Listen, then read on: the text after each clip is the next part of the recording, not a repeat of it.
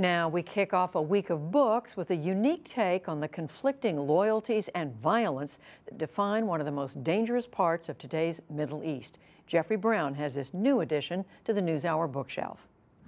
The setting is the border zone between Turkey and Syria, the upheavals and horrors of the Syrian civil war as they play out for a group of individuals. The stuff of today's headlines given fictional life in the new novel, Dark at the Crossing. Author Elliot Ackerman lives in Istanbul and has reported from this area. He's a former Marine who served in Iraq and in Afghanistan, the setting of his first novel, Green on Blue. And welcome to you. Thanks for having me. I mentioned that this is an area that you've come to know, but where does the idea for a novel come in? And which came first, the novel or getting to know this world? I think something I'm interested in my writing is often political themes. But when we look at a lot of these political issues, whether it's what's going on in Afghanistan or the wars in Syria, the wars in Iraq, they're incredibly complex and in some ways almost impenetrable.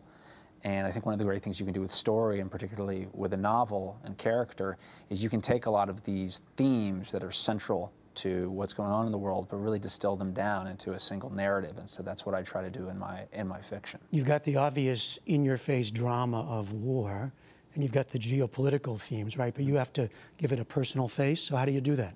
I think you do it with character. You start, this novel is really about three characters. The first is a man named Haris Abadi, who's an Iraqi American. He's really sort of someone of two identities, born in Iraq, but a naturalized American who, for a variety of reasons, wants to go fight in Syria. And his efforts are stymied, and he meets up with a couple of Syrian refugees, a man and wife named Amir and Daphne, and you sort of learn their stories and the story of their loss. They lost a daughter in the revolution, and so what you see is a lot of these geopolitical themes kind of orbiting around these characters who are engaged in a pretty intimate narrative amongst the three of them. Are these based on people that you met in some ways? Are you taking notes from your work and thinking, oh, here's where I can build a character or a story?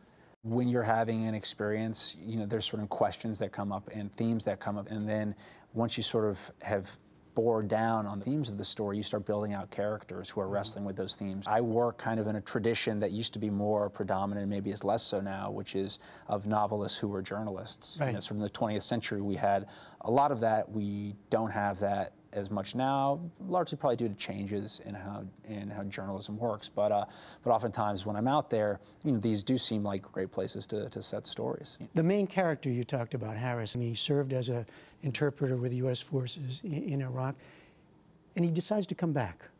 Why? I think what's interesting about war in general is it can be, on the one hand, it can be almost a redemptive act. People will go to fight seeking some sort of redemption, but it can also be a sort of a very dark and nihilistic act. And sort of those two threads kind of are really splitting Haris. He doesn't know why he's necessarily going to fight. He just knows he's drawn back to the war. And part of that also comes to the fact that he's this man of two identities. He was an Iraqi who collaborated with the Americans during the war and then became an American citizen, but he feels conflicted between his American identity and his identity as an Iraqi. And so he's someone who resettles in the U.S., doesn't necessarily find the life that he wants there, but now that he's left Iraq, he can't go back. And so he is seeking in some ways, and we don't know whether it's redemption or almost a sort of self-destruction. You're giving voices to people that we often don't hear from, or we only kind of know about through the news, including ISIS fighters, the kind of hardline voice that we know is out there, but we don't usually see represented in fiction. You're humanizing them in some way.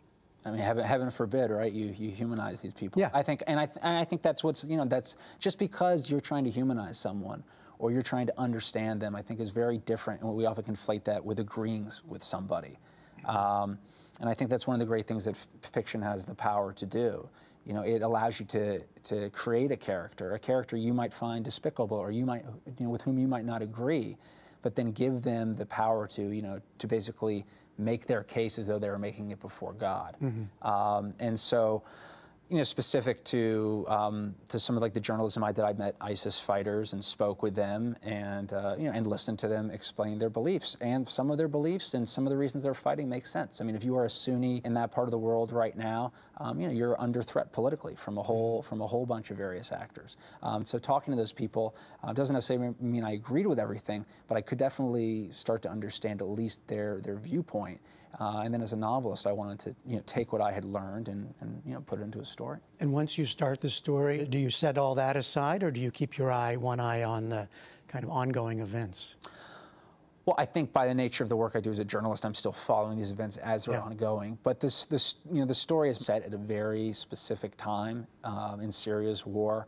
It's the time when really in late 2013, when the revolution has at this point becoming very evident that it's failed. As one of the characters in the book says, the revolution is over, so the war can begin.